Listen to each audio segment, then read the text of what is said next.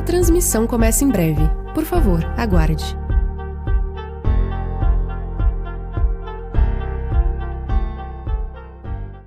Seja bem-vindo ou bem-vinda a mais uma sessão do Congresso Acadêmico Unifesp 2023. Universidade na Reconstrução da Nação.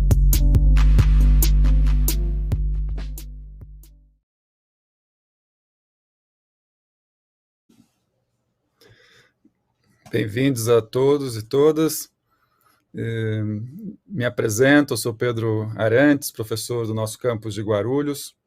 Sou um homem branco, de barba, óculos, estou com uma camisa vermelha e atrás de mim uma estante de livros. Nessa nossa mesa, né, teremos aqui um debate fundamental, né, para entendermos como tratar a maior tragédia da saúde pública da história brasileira, chegando a quase 800 mil mortos, né, com convidados que, em breve, minha colega aqui, estudante da medicina da Unifesp, a Giovana, também me orientando, a pesquisadora do Sociência, irá apresentar as nossas convidadas e convidados.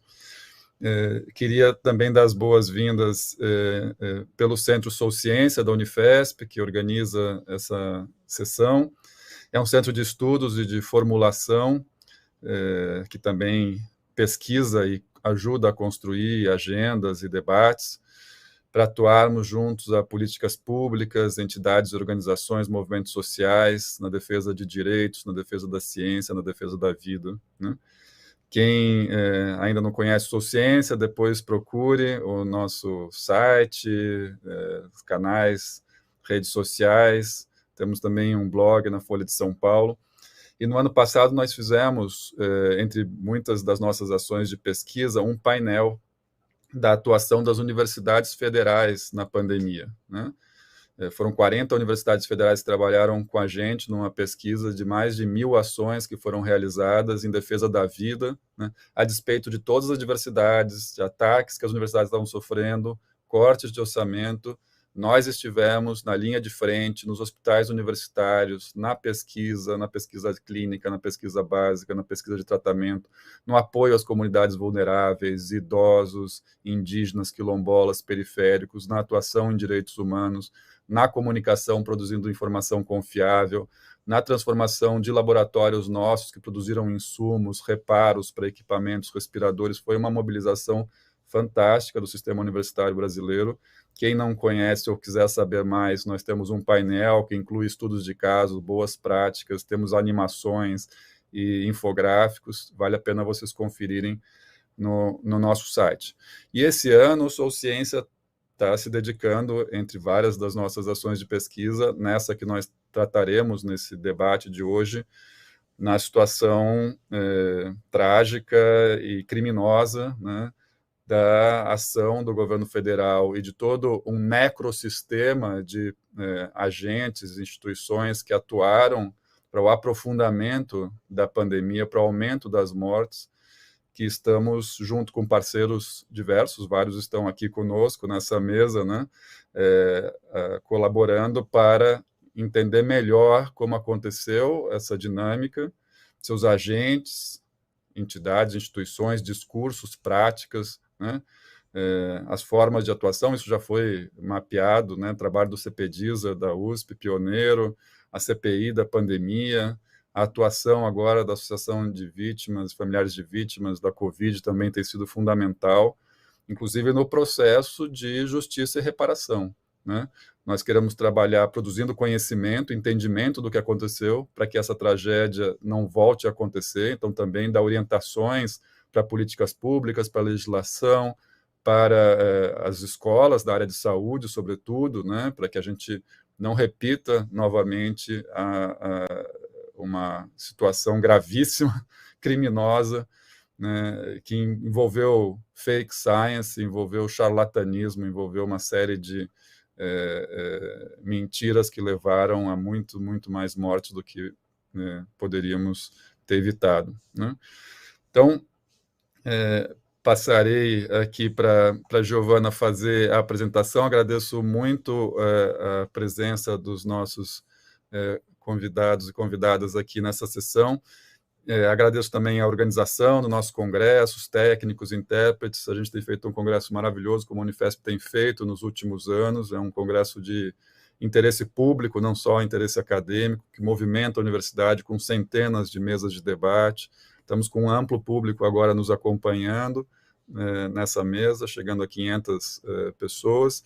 E dizer o seguinte, eu vou ter que, infelizmente, me ausentar da sala por uma questão de tamanho aqui da sala virtual, só podemos ter 8 pessoas na sala virtual, e eu vou ter que ceder o meu espaço para o segundo intérprete que vai estar aqui com vocês.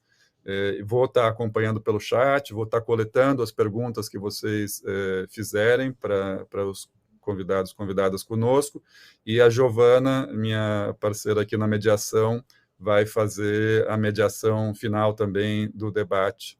Então, agradeço muito vocês estarem aqui interessados no tema, juntando esforços. Essa é uma mobilização da sociedade brasileira, é uma mobilização para que a gente faça justiça, reparação, memória, produção de conhecimento, entendimento do que aconteceu, para que isso nunca mais se repita na nossa história. Então, muito bem, passo a Giovana. Olá, bom dia a todos que nos assistem. Eu sou uma mulher de 22 anos, com cabelos enrolados, presos na lateral. Estou usando uma blusa marrom e atrás de mim tem um fundo branco. Meu nome é Giovana, sou estudante do quarto ano de Medicina da Escola Paulista de Medicina, EPM Unifesp, turma 88. Eu sou bolsista do Centro de Estudos Sou Ciência, em que eu estou desenvolvendo uma pesquisa, uma iniciação científica sobre negacionismo médico, mais especificamente sobre as organizações, entidades e os próprios médicos que atuaram de forma negacionista e até criminosa na pandemia de Covid-19. Agora eu apresento os nossos convidados na ordem de apresentação, que de antemão eu já queria agradecer a presença deles aqui conosco. A primeira é a Marina Merizia Morini Barbosa de Souza, que é aluna, estudante do curso de Medicina da Escola Paulista, EPM Unifesp, quarto ano de graduação, turma 88 também, e ela atua como bolsista de iniciação científica no projeto Universidade na Garantia de Direitos, Democracia e da Vida. Ela é minha colega de turma e também de pesquisa aqui no Sou Ciência. O Fernando Aich é professor titular da Universidade de Saúde Pública, da Faculdade de Saúde Pública da Universidade de São Paulo. Ele é diretor do Centro de Pesquisas em Direito Sanitário, o CPDISA USP.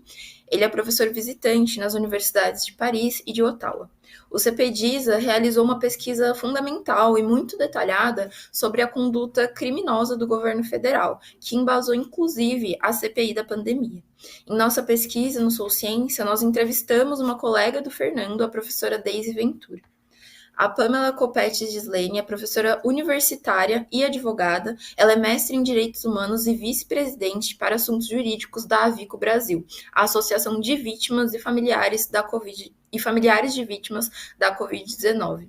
Ela é filha, inclusive, de um vitimado pela Covid-19 e, assim como milhares de brasileiros, ela também viveu profundamente o luto de perder um ente querido durante a pandemia. A Pamela, ela foi entrevistada também na nossa pesquisa e a Avico vem construindo uma parceria com o Sou Ciência. A Luana Araújo é médica e infectologista pela Universidade Federal do Rio de Janeiro e mestre em saúde pública pela Universidade Johns Hopkins. Ela foi consultora técnica do Banco Mundial durante a primeira metade da pandemia de Covid-19 para o fortalecimento, preparação e resposta dos sistemas de saúde. Ela foi premiada com o Global Achievement Award e ela atualmente é líder de dados para iniciativas de equidade em saúde pública no Hospital Israelita Albert Einstein. A sua participação na CPI da pandemia foi decisiva e amplamente noticiada na época, por ter sido anunciada secretária de enfrentamento da Covid-19 do Ministério da Saúde, mas 10 dias depois o governo a desconvidou e informou que não ocuparia oficialmente o cargo. Ficou claro nesse momento para a gestão negacionista e criminosa do governo Bolsonaro que não interessava tanto a presença de uma médica e cientista como a Luana. A Luana também foi entrevistada em nossa pesquisa no Sou Ciência e tem sido uma interlocutora muito importante no nosso centro. O Arthur Quioro é professor do Departamento de Medicina Preventiva e do Programa de Pós-Graduação em Saúde Coletiva da EPM Unifesp. Ele é membro do Laboratório de Saúde Coletiva e foi ministro da Saúde e atualmente é presidente da EBSearch, Empresa Brasileira de Serviços Hospitalares do MEC. O Quioro também tem atuado como orientador de pesquisadores do pós-doutorado no Sou Ciência e participado de artigos científicos conosco. Agradecemos mais uma vez a presença de todos os nossos convidados e eu inicio agora nosso debate passando a palavra para minha colega Marina. Olá, bom dia. Meu nome é Marina Merizia Morini Barbosa de Souza. Sou uma mulher parda de cabelos pretos, estou com uma camiseta preta, um fundo branco e uso óculos. Agora eu vou compartilhar com vocês a apresentação. Todos estão.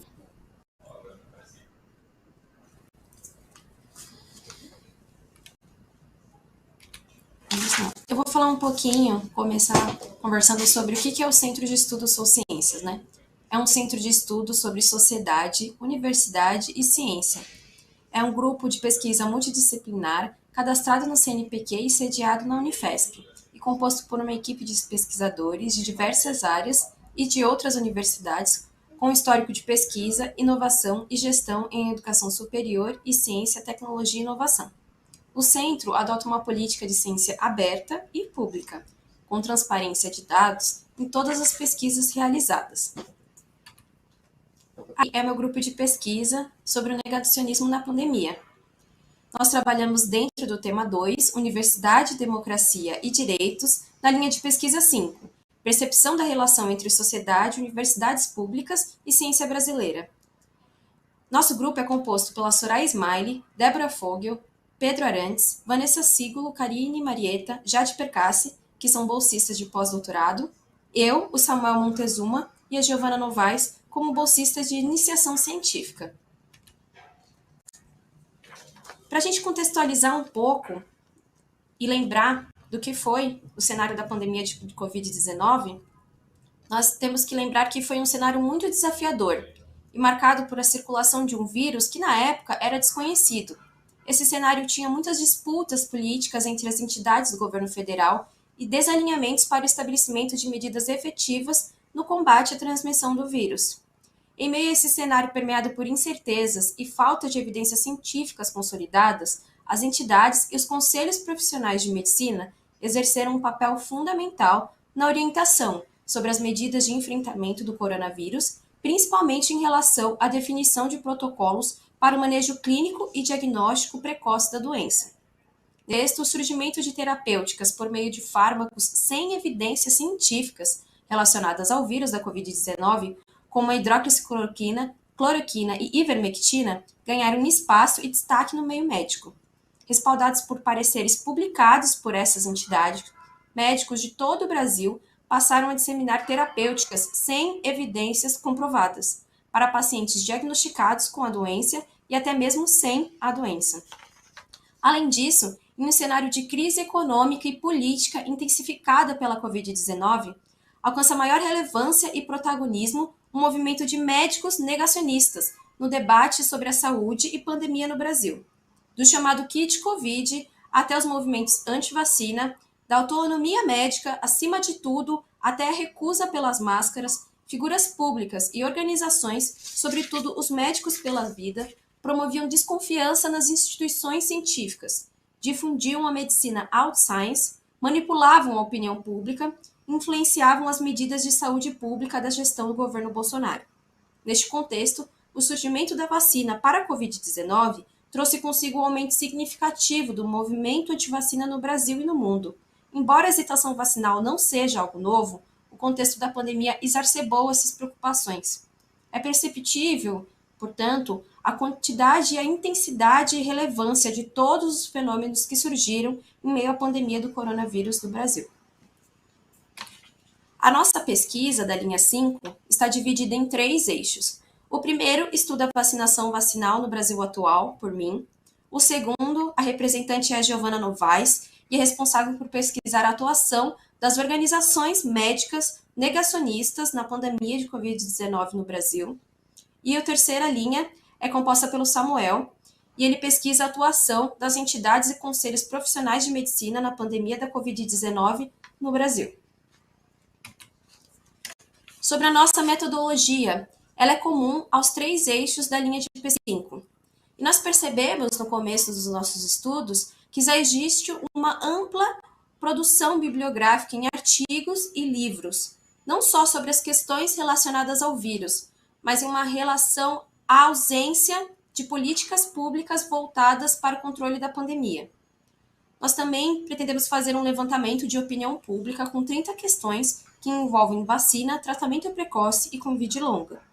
Além disso, nós entrevistamos profissionais envolvidos no tema, como a doutora Eunara Negri, pneumologista, o doutor Rubens Belfort, médico oftalmologista formado pela Escola Paulista de Medicina, a professora Deise Ventura, que é professora titular de Ética da Faculdade de Saúde Pública da USP, a aqui presente Pamela Gislene, advogada e vice-presidente jurídica da AVICO, que é a Associação de Vítimas e Familiares de Vítimas da Covid-19, e a doutora médica infectologista Luana Araújo, aqui também presente. Falando um pouquinho agora de cada eixo de pesquisa. O eixo 1, que é a hesitação vacinal no Brasil atual, tem como objetivo mapear as principais causas da hesitação vacinal e seus agentes, além de descrever como a problemática impacta na queda das coberturas dos índices vacinal. Identificar e analisar tanto a forma de atuação quanto os discursos dos atores e influenciadores mais relevantes do movimento anti-vax no país. Como os resultados preliminares, nós observamos que o movimento anti-vax, como é conhecido, é composto por um grupo diversificado de profissionais, entre eles empresários, militares, políticos e até mesmo blogueiros, que estão dispersos principalmente nas redes sociais Twitter e o YouTube. Nós percebemos também que o discurso é muito centralizado no direito de escolha, a não obrigatoriedade vacinal. Já no eixo de 2, a atuação das organizações médicas negacionistas na pandemia de Covid-19 no Brasil, o objetivo dessa pesquisa é investigar os movimentos de médicos negacionistas que cresceram e ganharam espaço no debate sobre a saúde e pandemia de Covid-19 no Brasil, além de caracterizar tais organizações, seus membros, como eles atuam, os métodos de ação, seus projetos políticos e quem são seus financiadores. Como os resultados preliminares, nós temos que, dentre os achados, destacam-se a atuação dos médicos pela vida. E nós percebemos que essa atuação é feita de forma emocionalmente apelativa, com foco inicialmente no incentivo ao tratamento precoce da Covid-19 e, posteriormente, na descredibilização da vacina, sobretudo a vacinação infantil. Também foi constatada uma sinergia entre tais organizações negacionistas e o discurso e a prática necropolítica da extrema-direita brasileira. Eixo de atuação 3, que fala sobre a atuação das entidades e conselhos profissionais de medicina na pandemia da Covid-19 no Brasil, o objetivo foi investigar a relação, a atuação e a responsabilidade das entidades e conselhos profissionais de medicina durante a pandemia de Covid-19 no contexto de disseminação de práticas negacionistas sem evidência científica, com foco especial nas orientações publicadas em relação à administração da hidroxicloroquina, cloroquina e ivermectina, o famoso e conhecido chamado kit Covid, nas tentativas de desencorajar o uso de máscara e nas práticas do distanciamento social. Como resultados preliminares desse eixo, nós constatamos que foram identificados 186 documentos em relação aos Conselhos Federais de Medicina, dos quais 11 são pareceres acerca dos medicamentos que eu comentei. Embora as publicações reconheçam que esses medicamentos carecem de evidências científicas, há uma permissão das prescrições desses medicamentos em situações específicas, com decisão compartilhada entre o médico e o paciente. Em conclusão, nós buscamos contribuir com uma comunicação e divulgação para a sociedade sobre os crimes cometidos pelo governo Bolsonaro e os principais atores protagonistas do negacionismo médico, além de gerar uma reflexão sobre a importância das ações de memória, reparação e justiça às vítimas da Covid-19. Nós buscamos também construir um banco de dados aberto ao público sobre a conduta de instituições e agentes durante a pandemia, com a colaboração de grupos de mídia independente. Nós buscamos contribuir com dados e análises para as campanhas de apoio às vítimas de familiares atingidos pela Covid-19, como a VICO, e subsidiar o debate educacional que proporciona a inserção desse tema, pandemia de Covid-19, na grade curricular dos cursos de graduação da área de saúde, para que os alunos discutam sobre essa temática e para que os crimes cometidos durante a pandemia não sejam repetidos no futuro. Além disso, nós buscamos gerar conhecimento para auxiliar as ações de combate à queda da cobertura vacinal e, por fim, também ajudar no desenvolvimento de políticas públicas adequadas de prevenção e enfrentamento em tempos de pandemias futuras. Muito obrigada.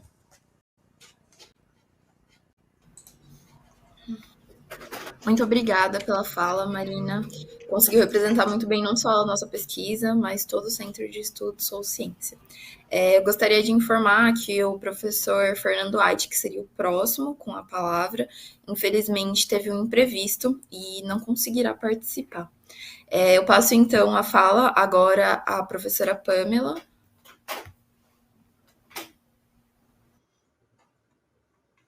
Bom, olá, então, bom dia a todos e a todas. O meu nome é Pamela Copete-Ghislene, eu sou uma mulher branca, tenho 31 anos, uso um óculos redondo, tenho cabelos lisos e vocês estão aqui contemplando a minha presença num cenário do meu escritório que tem um monte de coisa, livros, foto do meu pai, como vocês podem ver aqui do ladinho. E eu sou, então, vice-presidente jurídica da VICO, acho que é uma das atuações que mais tem contemplado a minha atuação profissional hoje, porque o fato de ser enlutada acabou me atravessando de todas as formas, né, na minha atuação como professora, na minha atuação como advogada. E muito embora os direitos humanos já estivessem há muito tempo na minha vida, né? Acho que a gente experiencia os direitos humanos de forma muito particular, mas eu consegui, de certo modo, ser confrontada com a Covid de uma forma muito, muito difícil, né? Que só as pessoas que de fato passaram pelo luto ou pelo processo todo de internamento, né? Internação da pessoa com Covid conseguem conceber. Eu moro em Ijuí, tá? Que é uma cidade do noroeste do estado do Rio Grande do Sul. Vocês devem estar notando pelo sotaque. É a terra da Eliane Brum, para quem não conhece, aqui perto das Missões, aqui no estado do Rio Grande do Sul. E, basicamente, então, eu preparei uma pequena apresentação de slides para vocês, porque eu engato uma primeira e eu não paro de falar, tá? Então, eu optei por organizar, até vou ajustar meu tempo aqui só para me programar, para não tomar muito tempo dos demais colegas. Eu quero, sem esquecer aqui, né, agradecimentos especiais, então, ao professor Pedro, que me contatou, a professora Deise, que fez um contato com a VICO e passou o meu contato, então, ao pessoal do Centro Sou Ciência, a Marina, querida, que também esteve na entrevista, né, a Giovana, enfim, todos os membros aqui da mesa. Quero dizer que é uma honra estar na presença de vocês numa universidade como é a Unifesp. Então, eu agradeço muitíssimo pelo espaço, é uma honra falar em nome da AVICO, tá? Da Associação de Vítimas e Familiares de Vítimas da Covid. Eu vou apresentar para vocês aqui e depois eu volto aqui para narrar um pouquinho da minha história, tá? Que envolve, então, essa tragédia, que eu digo que para mim é uma tragédia, né? Nem para todo mundo é uma tragédia. Para algumas pessoas, como foram as pessoas envolvidas na gestão do governo federal do Jair Bolsonaro, foi uma estratégia que funcionou. Então, acho que é importante a gente ter sempre esse pano de fundo em mente, né?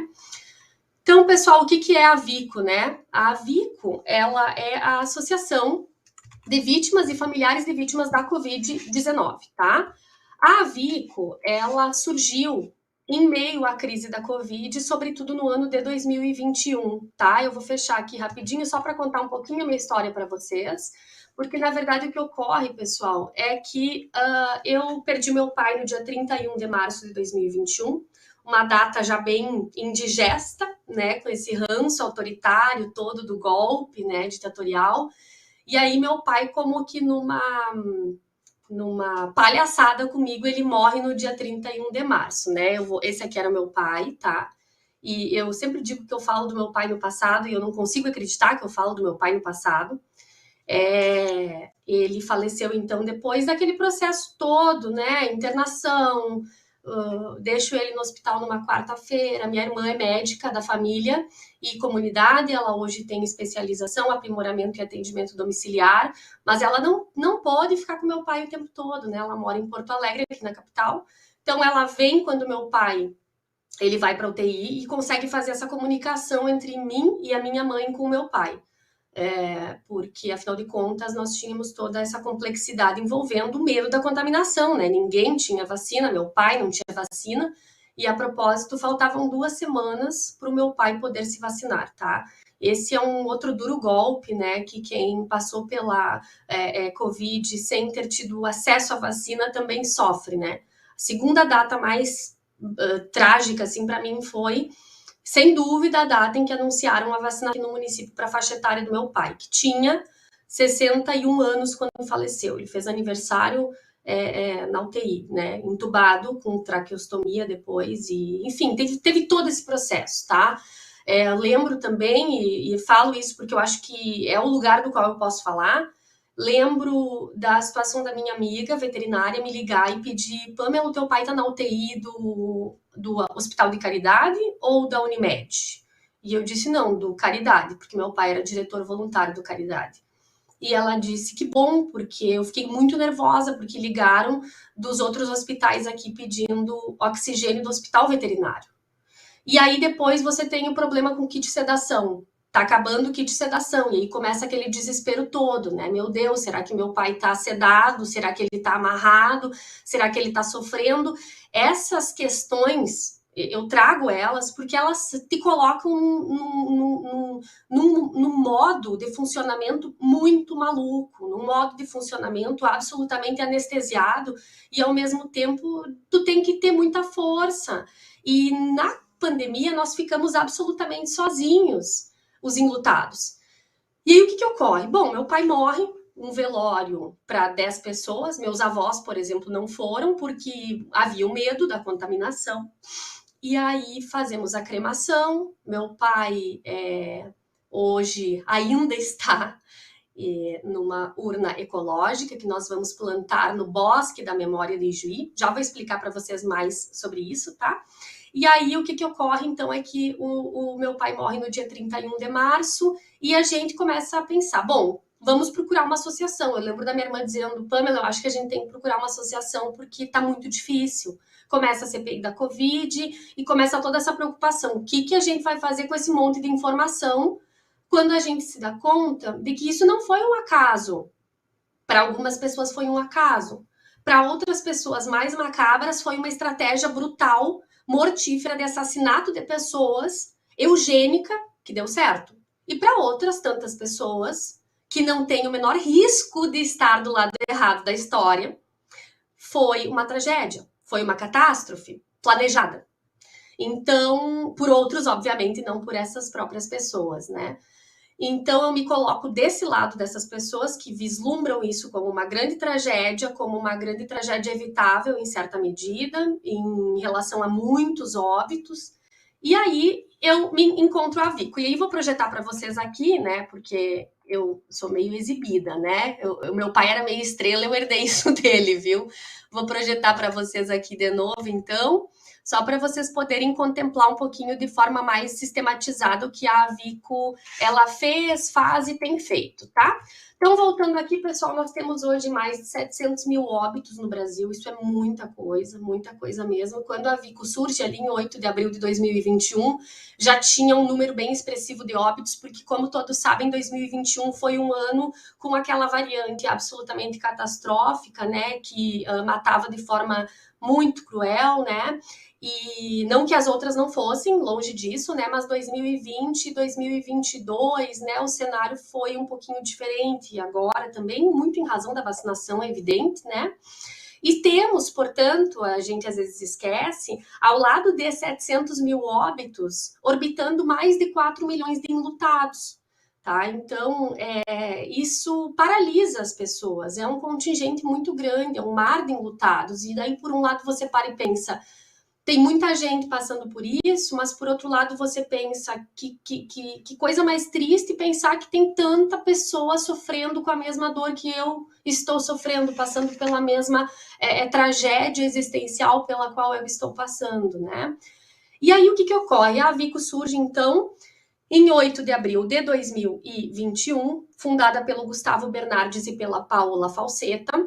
O Gustavo, advogado, defensor dos direitos humanos, foi entubado, despediu-se da família, né, em relação ali à sua internação na UTI, antes da sedação, antes da intubação, e a Paola, lamentavelmente, perdeu a mãe pela Covid, numa circunstância bem indigesta também, porque a mãe dela teve um acidente doméstico e se contaminou no hospital e veio a falecer. Nossa associação, pessoal, ela é uma associação que ela é pluripartidária, tá? Ela é uma associação pluripartidária por quê? Porque ela é uma associação que envolve diversos entendimentos políticos em relação ao tema dos direitos humanos, e, enfim, de tudo aquilo que envolve o Estado brasileiro enquanto nação e o acesso à cidadania, mas nós temos um eixo que nos une, que é justamente a percepção de que o governo federal agiu de forma criminosa na condução das questões da Covid, né? O governo federal anterior, evidentemente, do Jair Bolsonaro, né? Eu não vou ficar me atendo muito aqui aos aspectos mais técnicos, né, da Vico, até porque eu já estou com quase 10 minutinhos aqui de fala. Nós temos a estrutura no nosso site, vocês podem acessar, tá? É avicobrasil.com.br. Hoje nós temos a presidente geral, que é a Paola, e vice-presidências temáticas. Então, saúde, por exemplo, a Rosângela, inclusive, nossa vice-presidente, vai participar como membro convidado da 17ª Conferência Nacional de Saúde. Então, a gente faz essa articulação o tempo todo, né, com as instâncias da sociedade civil. A jurídica, que fica sob a minha responsabilidade, assistência social e previdência, administrativa e finanças, e aí também temos a parte de secretaria-geral e o conselho fiscal, né, típico de todas as associações da sociedade civil. Nossos eixos de atuação, eles são basicamente o jurídico, o apoio psicossocial e a mobilização e controle social, tá? O jurídico é aquele de que eu posso falar um pouquinho melhor, mas eu gostaria de dizer para vocês que concebo hoje isso sem falsa modéstia, os eixos de apoio psicossocial e mobilização e controle social como os mais fundamentais, porque o direito é muito narcísico e ele não resolve todas as questões. Então, eu apenas trouxe aqui para vocês alguns aspectos importantes em relação às questões jurídicas que eu gostaria de deixar para vocês como aspectos que foram trabalhados pela Vico, tá? Nós fizemos uma notícia criminal à Procuradoria-Geral da República no ano de 2021, ali em junho de 2021, e não obtivemos retorno, foi colocado sigilo no nosso instrumento de notícia-crime, então a gente teve muita dificuldade de acesso a esse instrumento, a essa notícia, a essa representação criminal, né? Na sequência, nós começamos a articular com o Ministério Público Federal em Brasília uma ação civil pública de responsabilização pela perda de uma chance, que é uma teoria do direito civil que trabalha com uma perda de uma chance concreta, real, no nosso caso, sobrevivência, porque envolve aquelas vítimas que poderiam ter sido vacinadas, né? Como mencionei para vocês, meu pai poderia ter sido vacinado 2 semanas após o óbito dele. Isso, assim, é para destroçar um ser humano, né? Você não consegue não deixar de pensar no fato de que ele poderia estar aqui. E aí, na sequência, hoje essa ação ela está em andamento, dada a inércia do governo federal ou melhor dizendo, retificando, né, do Procurador-Geral da República em relação ao processamento do presidente da República, Jair Bolsonaro, nós ajuizamos uma queixa-crime subsidiária, que é uma ação penal pública subsidiária, uma ação penal privada, melhor dizendo, subsidiária da pública. Por quê? Porque como o Procurador-Geral da República não levou a efeito aquilo que deveria ter levado, ou seja, não processou o presidente, nós ajuizamos, então, essa ação que, infelizmente, foi arquivada ela ficou sob a relatoria do ministro Luiz Roberto Barroso, e nós esperávamos esse resultado, tá? Sobretudo por conta do fato que muito nos alegra hoje, que é o fato de que o Jair Bolsonaro não foi reeleito. Então, nós imaginamos que talvez o judiciário fosse arrefecer com algumas pautas, já que existiriam outras possibilidades de responsabilização, inclusive tendo em vista a postura do Procurador-Geral da República, Augusto Aras, que parece ter se modificado um pouco em razão da mudança, né, da nossa titularidade do governo federal, tá? Atuamos no revogaço, na equipe de transição do governo Lula, então fizemos diversas sugestões. Hoje nós estamos trabalhando muito intimamente em relação aos órfãos da Covid. São mais de 130 mil crianças e adolescentes que perderam seus cuidadores, entre pais, mães, avós e avós principalmente, né?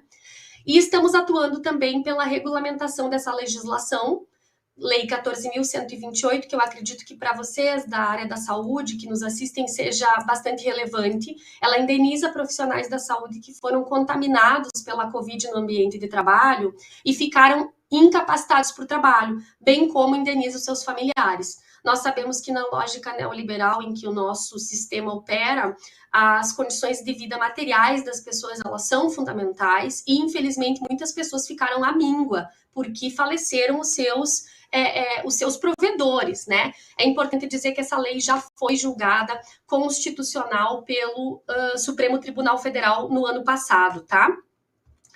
Pessoal, aqui eu trouxe alguns prints de tela, só para mostrar para vocês, né? Nós tivemos, felizmente, 2 votos favoráveis à nossa queixa-crime do ministro Edson Fachin, que divergiu do relator Roberto Barroso, e quem acompanhou a divergência foi a ministra Carmen Lúcia. Os demais votaram com o relator, tá? Essa divergência nos surpreendeu. Nós esperávamos, inclusive, um arquivamento por unanimidade, né? A nossa ideia era fazer mais pressão política mesmo, mas a gente precisa ser realista em relação às perspectivas que o direito nos oferece, né? Aqui eu trouxe alguns prints para vocês verificarem a ação civil pública. E eu quero finalizar aqui a minha fala, trazendo para vocês, e já pedindo desculpa por ter ultrapassado uns minutinhos aqui meu tempo, o Bosque da Memória de Ijuí, que é um projeto da Rede Mata Atlântica, que, como vocês podem ver, já está em funcionamento aqui no município do Rio Grande do Sul, né, em Ijuí. Esse município, então, ele cedeu, por meio de uma legislação, um terreno, a partir de muita articulação, né, ele cedeu um terreno, o Poder Executivo cedeu esse terreno para que nós pudéssemos fazer o plantio de árvores relativamente aos homenageados, que são as vítimas da Covid e os trabalhadores da saúde, tá? Então, nós temos hoje 70 árvores plantadas. Aqui em Ijuí faleceram mais de 300 pessoas, mas nós temos 70 árvores plantadas porque todos os familiares, eles se aplicam de forma muito enfática no plantio. Eles escolhem a muda, que tem que ser uma muda dentre aquelas previstas para vingar, né, na nossa região. Então, uma muda típica da Mata Atlântica nativa daqui, e também há todo um processo no sentido do familiar fazer o plantio. Aí vocês têm aqui, se quiserem conferir, nós temos nosso Instagram, nós temos um vídeo que ilustra o primeiro plantio que foi feito em agosto do ano passado, tá? O meu canal lá com seus 21 inscritos, mas é mais para postar essas questões assim, né? Hoje nós temos uma parceria muito legal com a Janda Miller e o Gabriel Wildner, que são arquitetos incríveis e fizeram um projeto arquitetônico fantástico para nós. Nós estamos arrecadando verba por meio de emendas parlamentares também e com alguns empresários aqui do município para fazer o Bosque da Memória ser um lugar extremamente acolhedor e que possa se constituir num local de reconstrução desse luto, né? E aí aqui vocês têm algumas informações da Vico, site, Instagram, o Instagram do Bosque da Memória, tá? E eu gostaria de finalizar aqui, pessoal, dizendo que esse é o meu pai, Jaime Luiz Cottens Ghislene. Quando ele faleceu, nós utilizamos uma urna ecológica, porque meu pai amava tudo que dissesse respeito ao meio ambiente, à natureza, animais. Ele não matava uma barata, então meu pai é uma figura extremamente peculiar. E com a urna dele veio um ipê amarelo. Esse ipê amarelo, hoje, ele está plantado no Bosque da Memória. E essa frase que vocês estão vendo, da Hannah Arendt, toda dor pode ser suportada, se sobre ela puder ser contada uma história, ela é uma frase que foi colocada no nosso bosque da memória justamente no dia do plantio do Dia dos Pais, tá? E o que eu gostaria de dizer aqui, eu já estou encerrando, tá? E peço desculpa mais uma vez por ultrapassar um pouquinho meu tempo. Eu gostaria de dizer que a gente só pode contar uma história, a gente só pode narrar uma história quando ela não é esquecida, quando ela não é sonegada. A anistia, ela é essencialmente castradora. A anistia, ela cala, ela silencia. Não por acaso a Corte Interamericana de Direitos Humanos já disse que a anistia que ocorreu no Brasil em relação aos crimes da ditadura é inconvencional, ou seja, não está de acordo com a Convenção Americana de Direitos Humanos. Nesse sentido, pessoal, eu rogo muito pelo desejo assim, de que nós não tenhamos anistia, porque só é possível falar sobre tudo o que aconteceu se essa história for contada da forma como ela efetivamente aconteceu. Então, eu agradeço pelo espaço, peço desculpa mais uma vez e fico à disposição de vocês para que a gente possa depois debater esses temas, tá bom? Muito obrigada. Muito obrigada, Pamela, pela fala maravilhosa, né? Que mostra a importância, né? De onde vem o objetivo da nossa pesquisa, né? Entender como a gente chegou nesse resultado, quais foram os atores que influenciaram nesse desfecho de milhares de mortes. A ação da Vico ela é extremamente importante. Gostaria de agradecer imensamente pela sua fala. Agora, a próxima seria a doutora Luana Araújo. Se pode começar. Bem, muito obrigada, Giovana.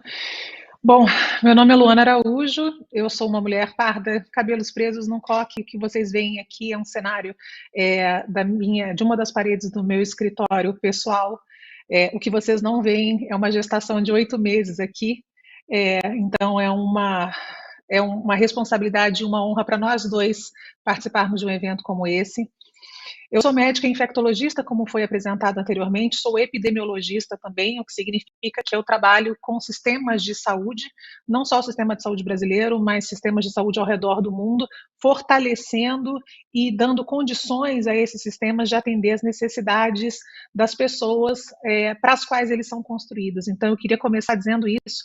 Sistemas de saúde e a gestão desses sistemas de saúde só existem quando a gente pensa que existe uma pessoa, existe um povo, uma população no centro dele. E é essa população que a gente deve atender em todas as suas necessidades e de maneira a considerar a equidade, quer dizer, o que cada um precisa dentro daquele resultado que a gente gostaria que as pessoas tivessem, que é mais saúde.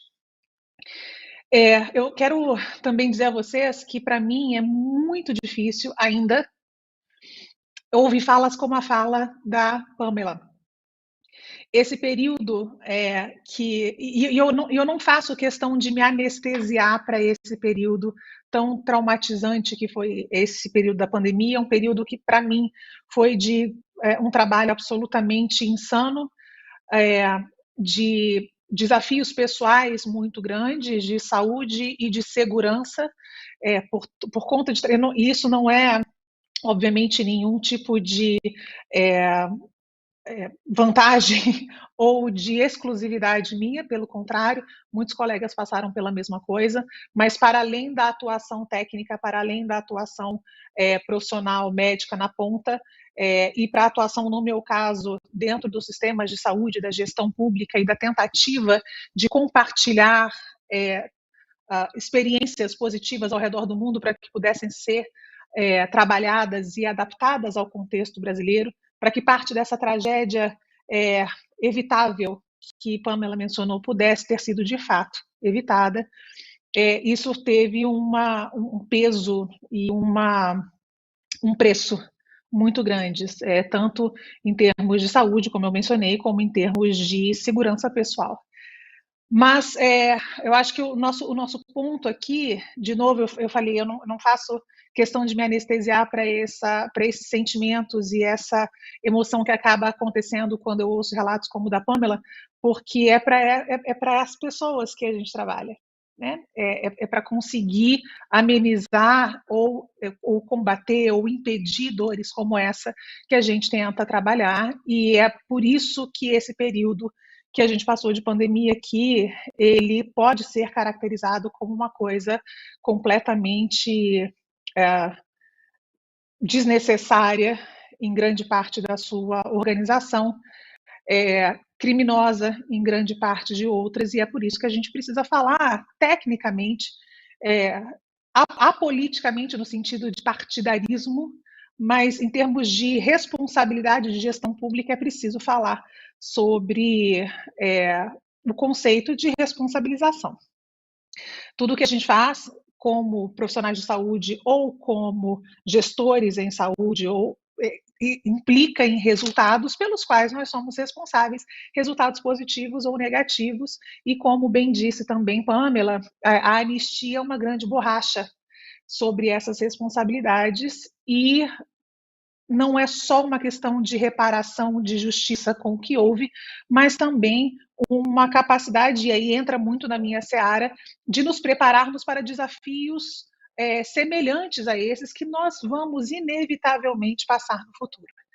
Então, meu segundo ponto é esse.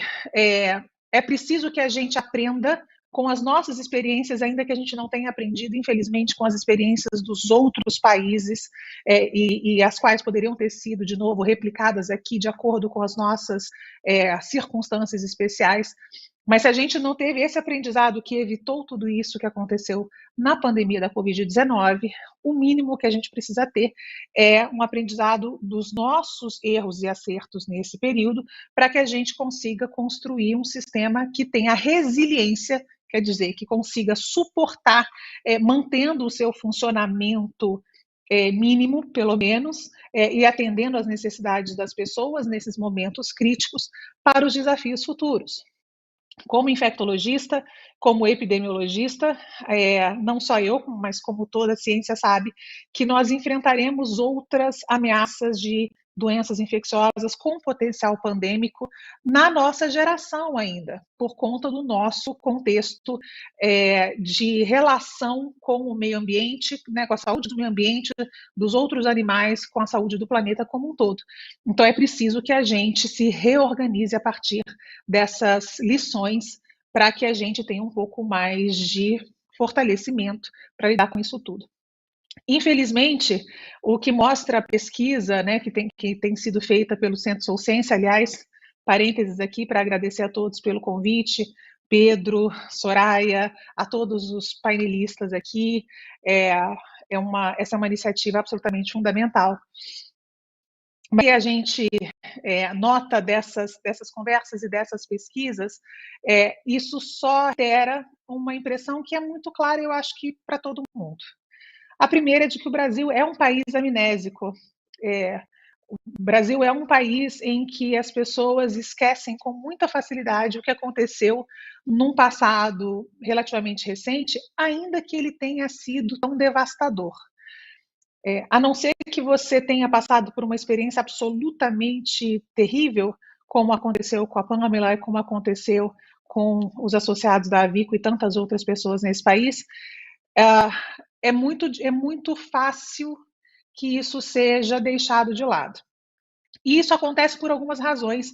A primeira delas, e talvez a mais importante, seja porque a gente, na grande parte da nossa população, precisa lutar todos os dias para manter a sua vida.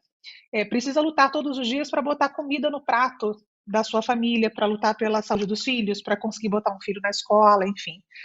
E esse excesso de desafios diários faz com que as pessoas, no mecanismo de defesa, acabem esquecendo o que aconteceu relativamente perto, já que os desafios são tão grandes. Nesse sentido, é até perdoável, em certo ponto, que isso aconteça. Mas muitas outras pessoas nesse país não têm esse desafio. Muitas outras pessoas escolhem deliberadamente a narrativa de que fizeram o melhor que elas podiam e que não são responsáveis pelo que aconteceu. É sempre uma terceirização de responsabilidade. Infelizmente, isso não é perdoável, como é perdoável para aquelas pessoas que não têm outra opção na vida, né, a não ser lutar diariamente pela sua própria.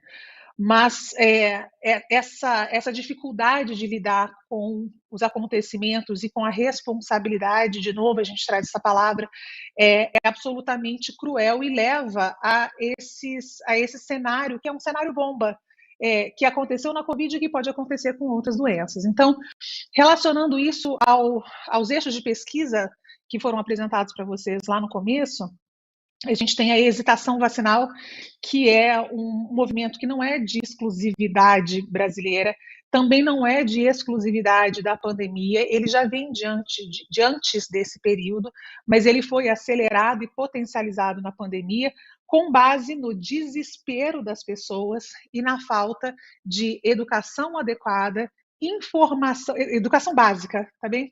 Compreensão básica de conceitos relacionados à ciência e à medicina.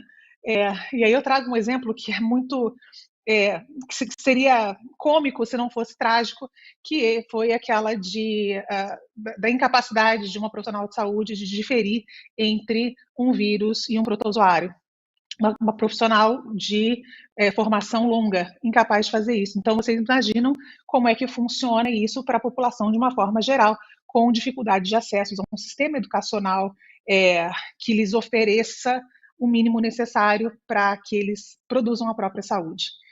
Então, é uma falta de educação básica, é uma falta de informação específica sobre a Covid, e aí é preciso um meia-culpa da ciência, porque sempre foi um ambiente relativamente distante da vida das pessoas, de uma forma geral, embora só exista ciência em função da necessidade das pessoas, mas sempre houve uma distância que foi, até determinado ponto, nutrida nesse sentido, mas que a Covid veio e mostrou que esse intervalo, esse espaço não pode existir, então a gente precisa estar perto das pessoas e nos comunicarmos com as pessoas de um jeito que elas compreendam, explicar as coisas de uma maneira clara, só que a construção de conhecimento leva muito mais tempo e muito mais esforço do que a manipulação emocional de uma população em desespero por uma doença até então desconhecida. Então, nesse meio tempo, se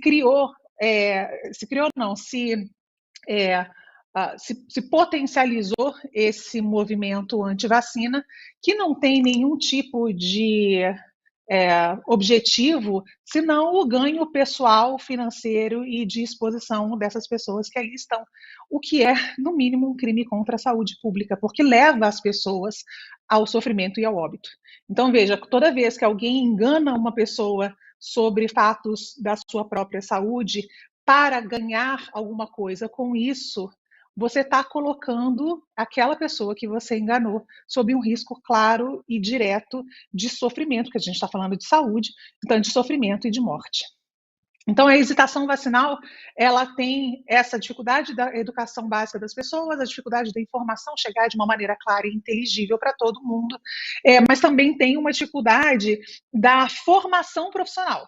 E isso foi muito grave para todo mundo. A gente sempre soube que a capacidade de formação do nosso país, dos seus profissionais de saúde, vinha decrescendo ao longo do tempo, em termos de qualidade, e o que mostrou a pandemia foi que esses profissionais foram tão mal formados nesse período que houve uma grande dificuldade deles conseguirem manter a própria lucidez técnica, científica, com relação ao mar de mentiras que o cercavam. E era muito mais fácil ceder a esse mar de mentiras, porque ele vinha num caminhão de dinheiro, do que se ater ao juramento que a gente fez e que deveria ser repetido todos os dias, que era de, no mínimo, em primeiro lugar, não fazer mal às pessoas.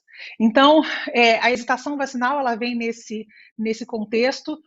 Seria preciso que a gente incentivasse, já lutando contra isso, que a gestão pública incentivasse a vacinação, que viesse a público falar sobre isso, que investisse, não na aquisição, porque fica parecendo que comprar vacina significa apoio irrestrito à vacinação. Não é verdade. Comprar vacinas é simplesmente adquirir e colocar num estoque. Vacinação é um processo que leva a vacina às pessoas de uma forma clara, rápida e direta. A gestão pública não fez isso. Outros países fizeram isso em busca de uma cobertura vacinal que fosse adequada para a sua população e que pudesse minorar os problemas. Nós não fizemos, então as pessoas precisam ser responsabilizadas por isso. Não é que não soubessem que precisava ser feito, tá certo? Todo mundo sempre soube, mas foi uma escolha deliberada não fazê-lo. Então, se você escolheu não fazê-lo e há uma repercussão disso, é preciso que se responda sobre essa história. O segundo eixo foi das atuações das organizações médicas negacionistas. Eu me recuso a chamar de médicas, porque a medicina não é isso, é uma organização criminosa negacionista, cujo objetivo é esse, né, de manipular as pessoas, de criar confusão, de diminuir, né, de obnubilar, diminuir a lucidez das pessoas para que elas possam ser facilmente manipuladas e, com isso, esse fluxo financeiro continuar acontecendo para o bolso dessas pessoas, cabeças dessas organizações. Então, da mesma forma, não é só pelo prazer mórbido de enganar alguém, mas é também pelo ganho financeiro que essas pessoas têm a partir dessa conduta criminosa. Então, é claro que essas pessoas também precisam ser responsabilizadas, não só na perda da sua, e aí é uma opinião pessoal, não só na perda da sua capacidade ou da sua, não, porque me parece que nunca tiveram, mas na perda da sua licença de prática de medicina, porque não é isso que elas praticam, mas também na responsabilização civil e criminal relacionadas a essa vulnerabilização deliberada das pessoas. E, por último, a atuação dos conselhos profissionais. Lembro que um conselho profissional não é uma sociedade científica.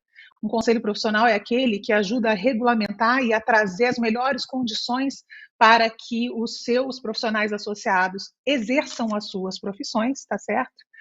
E também não foi o que a gente observou nesse período. A gente viu uma atuação política, a gente viu uma atuação partidária, a gente viu uma atuação que vulnerabilizava também os profissionais de saúde, porque dava uma anuência a uma conduta de erro médico claro, porque se você está usando uma terapia que é comprovadamente ineficaz no mundo inteiro, com solidez das suas evidências, e aí você resolve, de novo, também deliberadamente, abrir mão dessa ciência para que você atenda interesses que não são relacionados ao bem comum, você também está colocando os profissionais em terreno de vulnerabilização.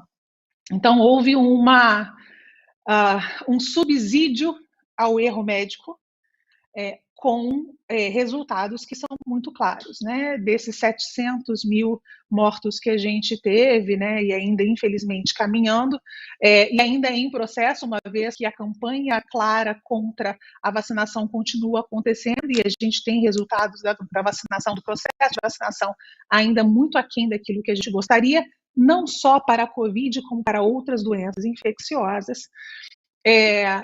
Grande parte disso poderia ter sido evitado e pode ainda ser evitado, mas essas campanhas continuam em pleno vapor. É muito interessante porque Pamela comentou sobre a eventual mudança de atuação de um personagem público por conta da transição da gestão federal.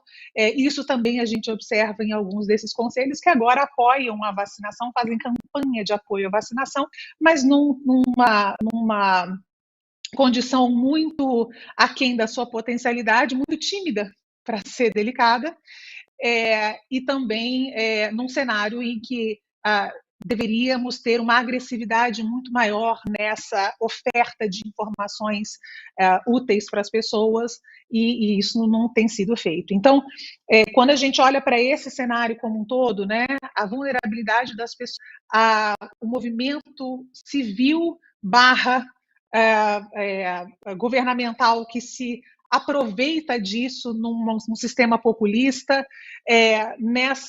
nesse erro, nessa dificuldade toda que o sistema tem para poder atender às necessidades das pessoas, a omissão dos conselhos que deveriam proteger os profissionais de saúde, a gente entende como a gente chegou a esse ponto. Para fechar, qual é o nosso grande problema aqui nessa história? É que, além de tudo que já aconteceu e que Pamela relatou de uma maneira tão crua e tão dolorosa para todos nós é que isso vai se repetir. Essas doenças com potencial pandêmico, elas vão se repetir e não é num futuro muito distante. E é por isso que todos nós, ciência, governo decentes, pessoas envolvidas na assistência, precisamos nos preparar e preparar esses sistemas para poder lidar com essa circunstância.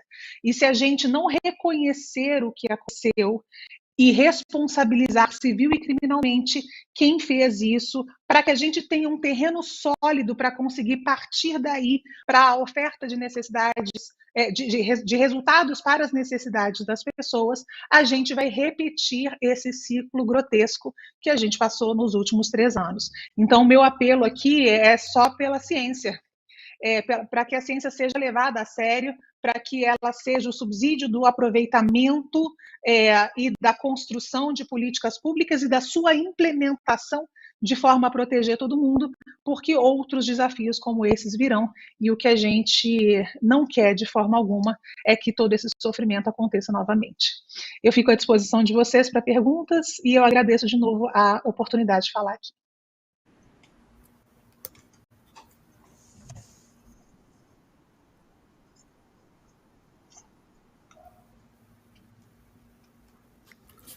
Bom, pessoal, a gente está aqui aguardando o Kioro retomar, que caiu a conexão dele. Então, talvez a gente já possa começar algumas perguntas, né, Giovana? Para Pamela, para Luana. Perfeito, podemos começar as perguntas, então. A gente tem aqui uma pergunta do Iago, que também é nosso colega na Unifesp. Acho que o Kioro voltou. Então certo. Então, Kioro. Então, tudo bem, a gente passa o Kioro, depois voltamos às perguntas. Obrigado. Gente, me desculpem, mas eu estou participando de um outro evento, estou aqui do hotel, então a conectividade não está ideal. Mas olha só, eu sou um homem branco, cabelos curtos, nariz grandão, uma camisa verde água, uma coisa assim, com uma parede de fundo, com um coel. Tá bom? Quero dizer que eu estou muito feliz em participar do Congresso Acadêmico, muito honrado com o convite, Salvador Arantes e a Giovana, né, pela liderança dessa mesa, por terem proposto esse tema tão importante, e saudar a Marina, a Luana, a Pamela, né, me solidarizar com todas as vítimas e as familiares das vítimas da Covid, né. E eu quero trazer algumas contribuições, iniciando uma lição dizendo que para fazer a comparação, basta a gente fazer essa comparação do quadro de morte e mortalidade entre países, para a gente verificar que nós tivemos um excesso absurdo de mortes aqui no Brasil.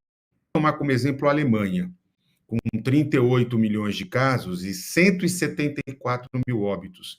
Enquanto no Brasil nós tivemos 37 milhões de casos, 1 milhão a menos, mas tivemos 703 mil óbitos. Vejam, um excedente superior a 500 mil vidas que poderiam ser pagadas. A falta de cordão do SUS, o papel vergonhoso de do Ministério da Saúde, do Bolsonaro, as medidas sanitárias pisadas, o atraso na vacinação em massa, os questionamentos sobre a eficácia das vacinas, as dificuldades criadas para a proteção da população mais pobre e vulnerabilizada, são exemplos que foram citados aqui, né, de como atuou o governo Bolsonaro na pandemia. O governo articulou e deu margem para que o ativismo anti-vacina e anti-ciência, e não apenas a ação governamental, se posicionassem como forças assassinas, como expressão de um projeto de necropolítica. Ontem eu me reuni com cientistas que estiveram do nosso lado, aqui na abertura do Congresso Unidos pela Saúde. E é incrível, muitos desses companheiros, que são do nosso campo democrático, ainda não conseguem ver que Bolsonaro e companhia não foram simplesmente incompetentes ou irresponsáveis. O nosso problema não foi falta de governo, não foi descoordenação, muito menos incompetência governamental ou do presidente da República, que já tinha um histórico de fanfarrão, de homem violento, desrespeitoso, machista, misógino, homofóbico, antidemocrático. Trata-se de um projeto muito bem estruturado e que foi exitoso. Ainda bem que derrotado eleitoralmente, mas que continua vivíssimo na nossa sociedade. Não foi a vitória do Lula que acabou com esse projeto, que continua aí. O que nós tivemos instalado, e eu quero trazer isso como uma contribuição para o nosso debate, foi uma governamentabilidade, no sentido posto pelo Foucault, a partir do qual houve a assunção de um governo populista de extrema-direita, cujas bases se assentam no golpe de 2016 contra Dilma, projeto de destruição do Estado Democrático de Direito e das políticas de bem-estar social conquistadas na Constituição Federal de 1988, e do qual a emenda do teto era, por exemplo, uma das ferramentas mais poderosas. Esse projeto foi colocado em prática em conluio com o mercado e com as forças conservadoras, para desconstruir as bases do Sistema Nacional de Saúde brasileiro, SUS, da universidade pública, da nossa ciência e tecnologia, e toda forma civilizada de organização social. Não é por menos que ele começou com a destruição das leis previdenciárias e trabalhistas, e enfraquecendo a capacidade de oposição e de luta do movimento sindical, do movimento social, num projeto de destruição da nossa própria democracia. Aqui no Brasil, se instalou um salve-se quem puder, mas como uma ação deliberada, um projeto perverso e excludente de sociedade para poucos e a serviço de poucos. Essa governamentalidade que eu estou aqui tentando construir com vocês foi edificada a partir de interesses políticos, clientelistas e privatistas de mercado e da adoção de políticas de austeridade fiscal de longo prazo, que resultaram no desfinanciamento público, enfraquecimento na organização do SUS, com piora significativa de indicadores de saúde e da capacidade de resposta de saúde da população. No momento que a gente mais precisa, não é por menos que a atenção básica entra tão tarde e tão fragilizada na defesa da pandemia, no enfrentamento da pandemia. Não é por menos que a vigilância em saúde é uma resposta enfraquecida. Não é por menos que novamente se reproduz o modelo hospitalar como resposta. Mas, insisto, isso não é um movimento isolado. Há em curso um movimento internacional e sinalizações de que avanços de regimes populistas de extrema-direita que estão ocorrendo em diversos países colocam em risco o Estado democrático de direito, as instituições e as políticas sociais, afetando, em particular, a sustentabilidade e a resiliência dos sistemas universais de saúde e de outras políticas sociais, como bem disse aqui a Luana. Políticas que colocam em risco a própria democracia, que é ainda a forma mais importante de se contrapor a esse projeto. Eu tenho publicado alguns artigos com Stranísia, com o Temporão, ex-ministro da Saúde, com Humberto Costa, com a Márcia Castro, lá de Harvard, com o Adriano Massuda, né? Tivemos o Lancet na Science, em algumas outras revistas, a partir de todo o trabalho que a gente fez na transição governamental, e, em síntese, o que a gente tem dito? Que regimes de extrema-direita representam um risco para a democracia, políticas sociais e para os sistemas de saúde universais.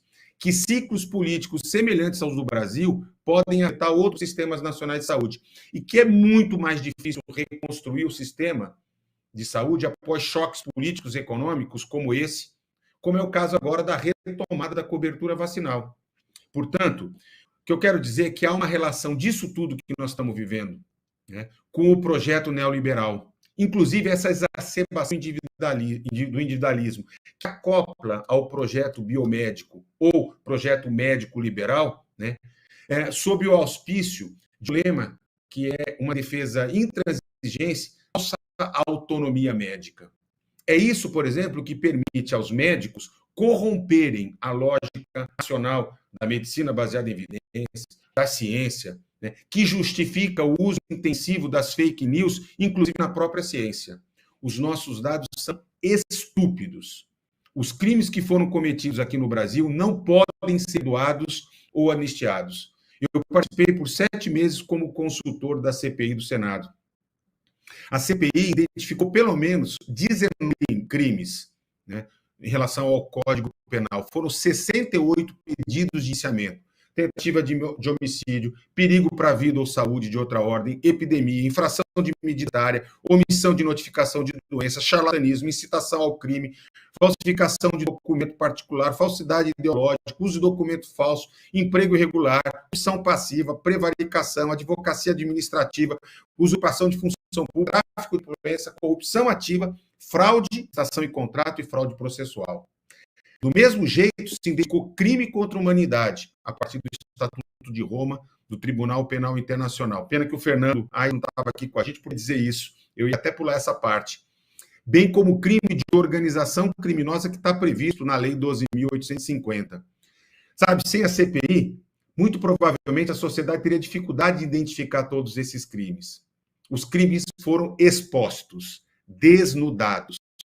Mas na legislação brasileira, claras identificações de crimes sanitários ou de descumprimento de regras sanitárias. E nós vamos precisar aperfeiçoá-la. Acho que esse é um dever, compromisso com o futuro do Brasil e com a memória das vítimas da pandemia. Nós precisamos de punições justas e adequadas, porque elas têm um efeito indutor de boas práticas e de condutas que garantam razoabilidade e responsabilidade, não só dos agentes públicos, mas da sociedade. Eu tenho uma absoluta convicção de que não pode haver tolerância com os intolerantes que cultivam a intolerância. A história, gente, comprova o risco que é mantê-los na impunidade. Os golpistas de hoje são alimentados pelos mesmos demônios que se mantiveram na penumbra, salvos por uma anistia aos criminosos que torturaram e assassinaram centenas de brasileiros e que jamais foram responsabilidades pelas atrocidades cometidas durante a ditadura militar. Nós já vimos no que isso deu. Nós podemos vislumbrar no que isso pode dar. E não acreditem que o 8 de janeiro acabou com a prisão e julgamento de 2.000 pessoas, ou mesmo com a impunidade de Bolsonaro, que continuará inspirando o ódio e a divisão da sociedade. Golpistas, fascistas, nazistas e fanáticos de todas as ordens, inclusive médicos, cientistas e outros profissionais de saúde, precisam ser devolvidos por armário, punidos exemplarmente, em respeito aos que se foram e tiveram suas vidas ceivadas, precoce e desnecessariamente. Eles não podem ficar impunes. Seja pelo sistema de justiça do nosso país ou nas cortes internacionais, Bolsonaro, Braga Neto, Heleno, Pazuello, assim como outros políticos, com ou sem mandatos, mas também empresários, médicos e ditos cientistas, inclusive, como é o caso dos negacionistas que atuaram nos Conselhos Regionais de Medicina, no Conselho Federal de Medicina e em outras entidades ditas científicas. Precisam ser julgados, garantindo amplo direito de defesa, é claro, mas devem pagar pelos crimes cometidos, sem qualquer de anistia aos crimes da pandemia. Se a gente não compreender a importância disso, nós não vamos ter condições de enfrentar esse projeto nefasto. E depois, não vai adiantar lamentar, porque nós deixamos de fazer o que tínhamos que fazer. O nosso dever político é de fazer agora, sem anistia aos crimes da pandemia. Obrigado, gente.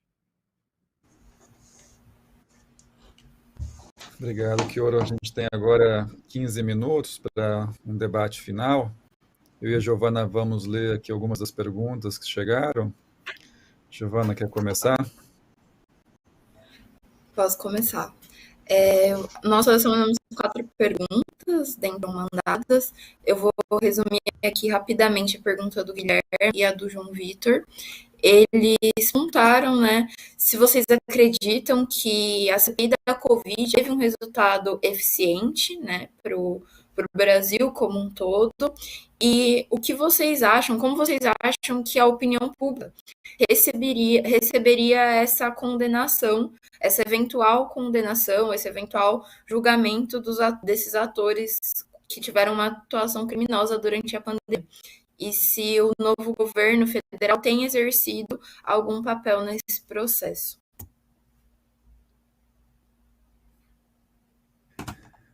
Bom, das perguntas comigo aqui do Iago, né, aluno da IPEM, imagino que aluno do Direito, inclusive pela pergunta que ele fez aqui, mais técnica, sobretudo para a Pamela.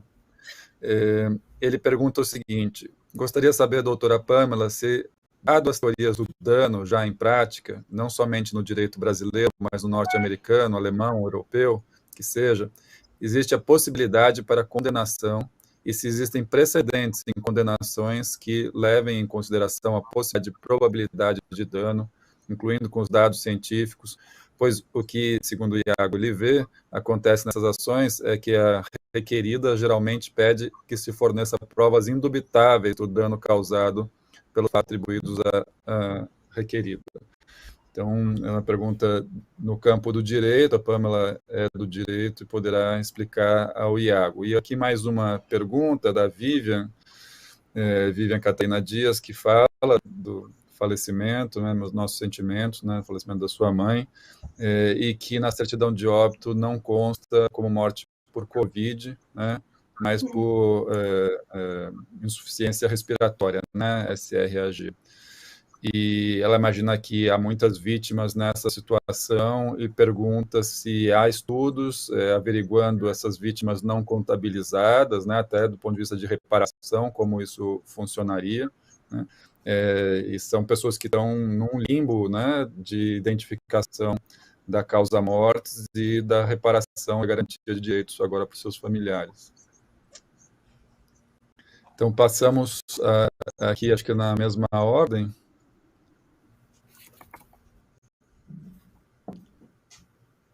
Marina, começando?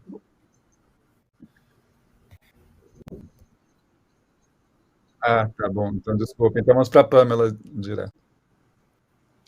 Então, pessoal, em relação às perguntas aqui, vou falar bem brevemente. Obrigada pela pergunta, Iago. Tem também a menção aqui, o Iago, né, e a Vivian também, quero me solidarizar desde logo, e dizer que essa foi uma pauta que surgiu também, Vivian, né? Porque o que acontece, Vivian? Muitas pessoas não queriam colocar na certidão de óbito, que eu odeio a certidão de óbito, né? Certidão de óbito é um negócio que não deve existir, porque é um horror. Assim, eu dobrei ela, eu nunca mais digitalizei no computador para fazer inventário e essas coisas. Coisa horrorosa também, que não devia existir, né? Mas aí, Vivian, queriam colocar por conta dos atos fúnebres, né? Para, enfim, até uma forma de assim, não ter muita clareza sobre se foi Covid ou não, porque muitas pessoas não fizeram o teste mesmo, né? Existiu uma escassez de testes. Possível, sim, configurar no processo judicial um liame no sentido, ou seja, um vínculo, no sentido de que o juiz ou a juíza seja induzido a concluir que houve condenação por Covid, tá? Então, isso não é um empecilho absoluto, mas devo lhe dizer que configura uma situação em que constitui ali uma prova um pouco mais difícil de fazer, mas não é impossível, tá? Não é impossível. Inclusive, no escritório, nós temos casos assim, né? Porque acho que é importante também dizer que a Vico atua em ações individuais, tá, pessoal? A Vico, ela atua em ações só coletivas. E, por exemplo, eu não faço causas dos associados da Vico, até por uma questão ética do Estatuto da OAB, né? Então, a Vico, ela só atua em ações coletivas. E aqui, então, me volto à pergunta do Iago. Imagino que seja do direito, né? A pergunta bem detalhada, né? Iago, a Vico, ela só atua em ações coletivas e muitas dessas ações, elas são justamente em face da União, tá? A ação civil pública que nós temos, ela é em face da União, e esse é um fato complexo, porque a responsabilização civil se projeta sobre a União. E a responsabilização criminal, embora eu não seja uma punitivista, né? Eu só não sou abolicionista penal, porque eu não sei o que fazer com crimes muito graves, mas nós acreditamos que a responsabilização criminal é fundamental nesse caso. E aí é preciso entender que sim, existem precedentes, tá? Inclusive aqui no TRF4, por exemplo, o Tribunal de Justiça ele tem entendido que é fundamental que se conceda a reparação às vítimas, mesmo que a lei por 14.128 não tenha regulamentação do Poder Executivo. E aí estão julgando essas demandas das pessoas que se contaminaram no ambiente de trabalho. Nós temos uma ação aqui no Estado contra o Conselho Federal de Medicina, que nós acompanhamos, foi ajuizada pela Defensoria Pública da União, ela não foi acolhida, infelizmente, tá? Não foi acolhida, mas nós temos a responsabilização civil, por exemplo, da Médicos pela Vida, né? Eu acho que a responsabilização individual é mais complexa, tá, Iago? Ela é mais complexa, seja no campo civil, seja no campo penal. E acho que das minhas perguntas era basicamente isso, pessoal. Quero dizer que eu acredito no direito, tá? Eu acredito no direito, eu não faria o que eu faço se eu não acreditasse.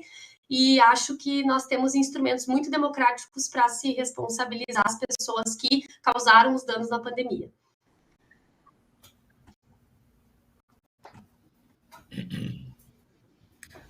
Muito obrigada, Pamela. Acho que sim.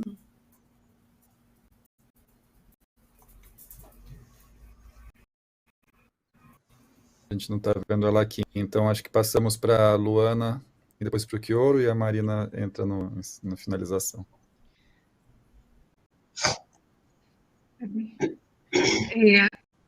Eu vou tentar passar a mente aí pelas perguntas, agradeço por todas elas. Com relação à eficiência, digamos assim, né, do papel da CPI, eu acho que foi surpreendentemente eficiente, embora não suficiente, né? Ela foi surpreendentemente eficiente, embora ainda insuficiente frente às nossas necessidades. E eu digo que ela foi surpreendentemente eficiente porque até aquele momento a gente tinha uma predominância absoluta da ignorância, ignorância em nível institucionalizado, definidor de política pública, o que é ainda mais grave, e é por isso que a gente está aqui, infelizmente, falando sobre isso tudo. E a partir dali, eu acho que a gente conseguiu incutir nas pessoas a ideia de que aquilo estava completamente errado e que elas precisavam ter uma independência crítica, né, uma criticidade lúcida sobre o que estava acontecendo e como aquilo estava sendo conduzido de maneira absolutamente grotesca e criminosa. Então, eu acho que, sim, nesse sentido, ela salvou vidas, ela forçou a vacinação no país de uma maneira muito clara, direta, e ela deu às pessoas a oportunidade de saírem da bolha de maldade, de crueldade, de estupidez. Se ela vai nos atender, no final das contas, nas nossas necessidades, de novo, de responsabilização, isso foge ao meu alcance e conhecimento técnicos do direito, e aí Pamela fala muito melhor do que eu, mas medindo na justiça, eu acho que ela tem o mesmo propósito, que é de fazer a vida das pessoas mais tolerável e mais produtiva e mais saudável. Então, eu espero que isso aconteça por todos os motivos que eu já expus. E eu acho que tinha uma última coisa sobre a própria sobre os atestados, né, que eu queria só comentar rapidamente. Israel, síndrome aguda grave, pode constar esses atestados de óbito. Isso pode ser revisto. Aliás, todas as grandes pandemias, grandes epidemias, elas são revistas depois de um tempo, porque a gente tem outras oportunidades de checar esses dados de alguma forma. E a gente vê que, oficialmente, os óbitos relacionados a essas doenças infecciosas tendem a crescer 20% a 30% quando a gente revê esses dados, exatamente porque a gente consegue relacionar dados de epidemiologia, quer dizer, quais são as causas principais de síndrome respiratória aguda grave naquele período, em determinado lugar, né? E qual a etiologia, portanto, possível daquele caso específico. No período da pandemia, não tem a menor dúvida, a maior e mais predominante e mais cruel das causas foi a Covid. Todas as outras doenças respiratórias tiveram uma queda brutal. Então, a chance de, obviamente, esse quadro ser relacionado ao SARS-CoV-2, à Covid-19, é gigantesca. Isso também pode contribuir nessa elucidação e na conquista dos direitos, como a Pamela chegou com vocês. É isso. Posso? Isso, Kioro, por favor. Posso sentar? Então, eu acho que uma das questões que eu estava aqui refletindo é porque não é de graça que uma das ações mais deliberadas do governo no enfrentamento da pandemia foi destruir os sistemas de informação. Eu fui do Ministério da Saúde de 2013 a 2005, fui ministro durante anos, e é impressionante como houve uma deliberada desestruturação das nossas bases de informação. Vamos lembrar que, inclusive, a gente só manteve informação segura porque se formou um consórcio de imprensa, porque o CONAS e as universidades se transformaram na nossa fonte segura de informação. Mas vejam, mais do que isso, a gente não consegue ter uma noção, para além das mais de 500, das 703 mil mortes, das mortes evitáveis, a gente não consegue ter uma noção dos reais impactos do que a Covid representou, né? Seja nos transtornos mentais, seja na destruição econômico-financeira e na desorganização das famílias, e seja numa questão que é muito séria ainda hoje, que é a Covid. Acho que a boa notícia é que o Ministério da Saúde, agora no novo governo, está estabelecendo uma parceria com as universidades, que vai ser, inclusive, pilotada pelo Pedro Alau, né, da Universidade Federal de Pelotas, para reconstruir um processo de investigação com base científica, para a gente poder mensurar de Covid longa aos efeitos porque isso é fundamental, inclusive, para dar mais materialidade, né, às responsabilidades que precisam ser apuradas. Em relação à CPI da Covid, eu também, como a Luana, me surpreendi positivamente, porque quem sabe, quem é um pouco da política no Brasil, sabe que uma CPI, a gente sabe como começa, mas nunca sabe como termina. Mas tem sempre um certo cheiro de pizza, né? De que vai terminar em meia mussarela, meia calabresa, e tudo continuará como antes. A CPI teve um papel fundamental na exposição deste projeto de governo. Aqueles senadores e senadoras que participaram, né, que se esforçaram para desnudar a situação que o Brasil viveu, tiveram um papel fundamental. A história vai reconhecer o papel central que eles tivessem.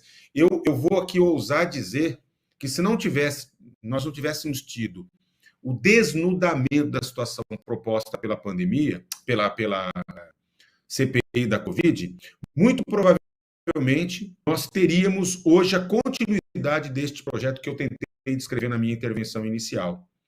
Agora, é difícil para as pessoas entenderem que o poder de julgamento e de punição não é do Congresso Nacional.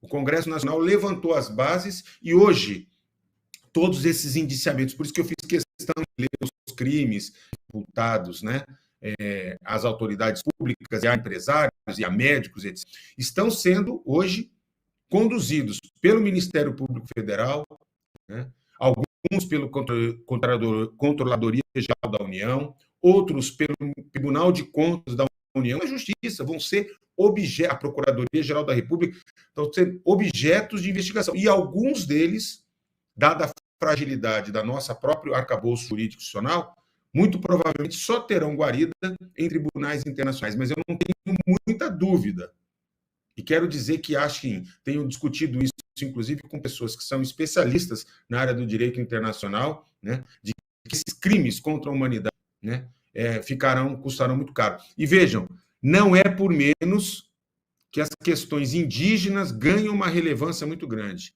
Porque quando a gente diz respeito, por exemplo, aos povos Yanomamis, né, e aquilo que acontece na pandemia com os povos originários, são os típicos crimes que podem levar ou fazer uma correlação de extermínio, de crimes contra a humanidade, que são julgados nos tribunais internacionais. Então, assim, eu não sou especialista em direito, mas eu acho que nós precisamos, inclusive, pressionar o Congresso Nacional, a sociedade brasileira, o sistema de justiça, a não deixar impune, a não anistiar esses crimes que foram cometidos.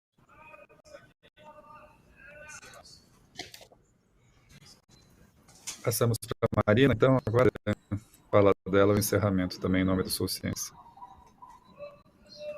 Em nome do Sou Ciência, eu quero agradecer muito a participação de todos aqui, muito obrigada, principalmente ao professor Arthur Chioro, dizer que é um imenso prazer estar aqui diante de pessoas comprometidas com a ciência, comprometidas com a verdade, em memória dos enlutados, em memória das vítimas da Covid-19. Obrigada, doutora Luana Araújo e a doutora Pamela Gislene, por participarem das nossas pesquisas, por contribuírem com as suas entrevistas.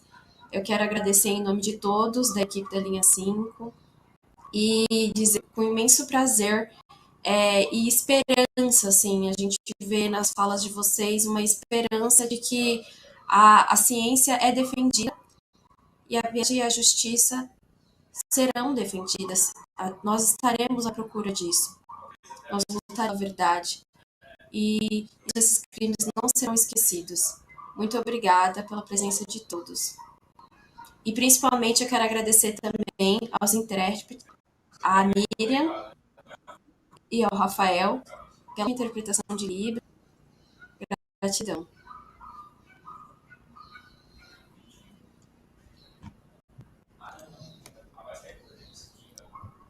Muito bem, a gente passa agora para a pílula cultural, né?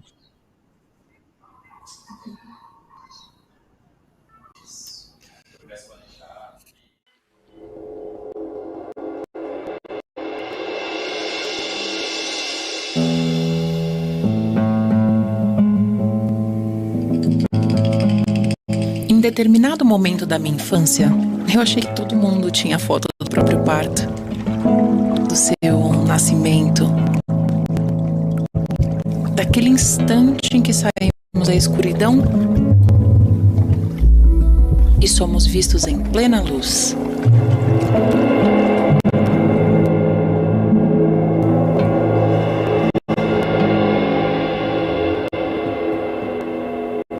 Vez ou outra, remexo nas fotografias antigas para buscar por um passado que nunca nem mesmo vivi, mas que me traz a sensação de pertencimento.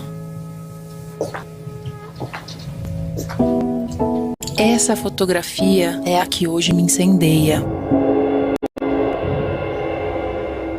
Quando nos tornamos quem somos?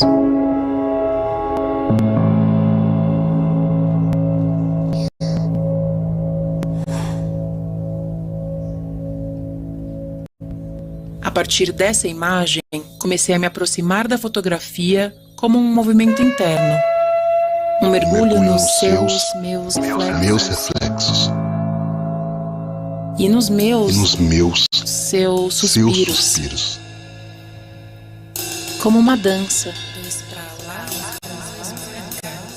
Uma tentativa de reconstruir eus e nós outros. Que não estes que já não queremos mais ser e ver.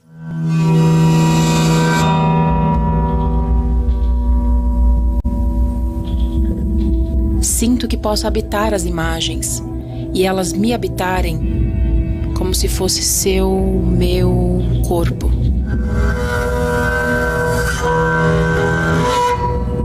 Olhar espelhos, estar envolta, ser olhada de volta. Espelhos são como vertigens do espaço e lembranças são como vertigens do tempo. A fotografia poderia ser como uma vertigem do tempo e espaço.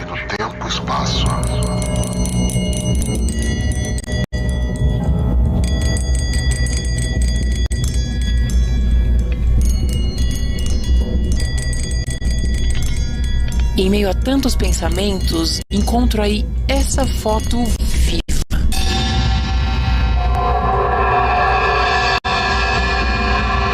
Um lapso no tempo que não fosse eu e ela, seria apenas uma foto mal tirada. Acontece que é ela e sou eu. Estou viva. Eu escuto. Vivas seguimos.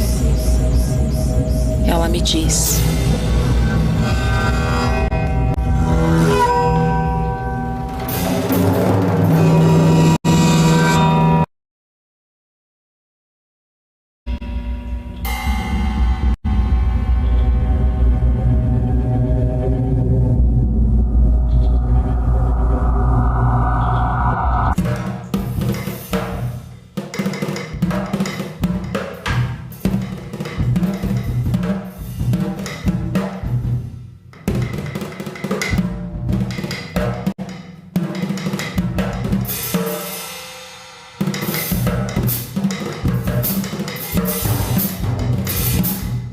Obrigada por assistir a mais uma sessão do Congresso Acadêmico Unifesp 2023. Inscreva-se no canal e siga a Unifesp nas redes sociais.